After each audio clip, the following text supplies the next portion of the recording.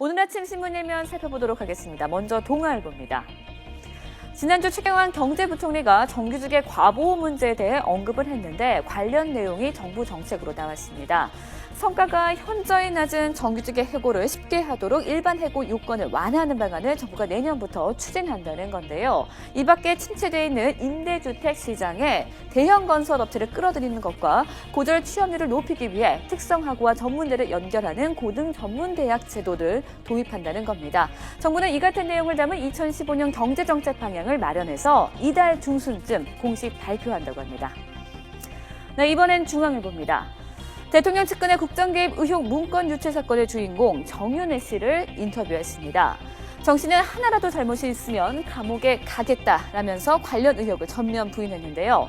또 자신은 지난 2007년 당시 박근혜 대선 후보의 비서실장을 그만둔 뒤 7년 동안 야인 생활을 하고 있다면서 10인 회동은 물론이고 박지만 씨 미행과 같은 이야기는 증권가 찌라시를 모아놓은 낭설이라고 주장을 했습니다. 그런가 하면 한국일보는 문건 작성자로 지목된 박모경정을 인터뷰했는데요.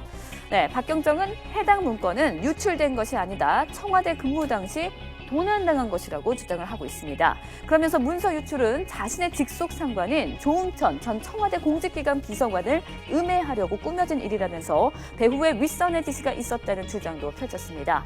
박경정의 이 같은 주장은 검찰이 자신을 문서 유출자로 지목을 하고 첫 수사 대상에 올려놓은 것에 대한 반박의 성격도 있습니다. 네, 이번엔 조선일보입니다. 한국 스탠다드 차타드 은행이 1조 원이 넘는 배당금을 본사로 빼내려고 고위층의 조직적인 로비를 시도했다는 내용을 다루고 있습니다. 네, 금융감독원이 최근 SC은행을 정기검사하는 과정에서 확보한 문건인데요. 실제로 SC은행은 1조 1,620억 원의 배당금을 본사로 송금하기 위해 박근혜 대통령을 비롯한 정부와 금융권의 고위층과 접촉하기도 했습니다. 금감원은 SC은행이 지난 3분기까지 114억 원 적자 상태에서 거액의 배당금을 추진한 것은 문제라면서 위법 여부를 점검하고 있습니다. 네, 마지막으로 국민일보 보시겠습니다. 국제유가는 떨어지는데 요지부동인 시중 주유소의 기름값을 다루고 있는데요. 어제를 기준으로 서울시내 주유소의 휘발유 가격을 비교해봤더니 가장 비싼 곳은 리터당 2,298원이었고요. 가장 싼 곳은 1,616원이었습니다. 리터당 682원 차이가 났는데요. 전국 최저를 기록한 1,589원과 비교를 하면 가격 차이가 709원이나 됩니다.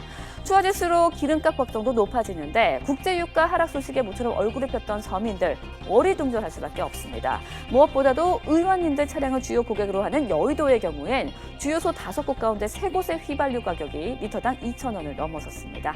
지금까지 아침 신문 브리핑이었습니다.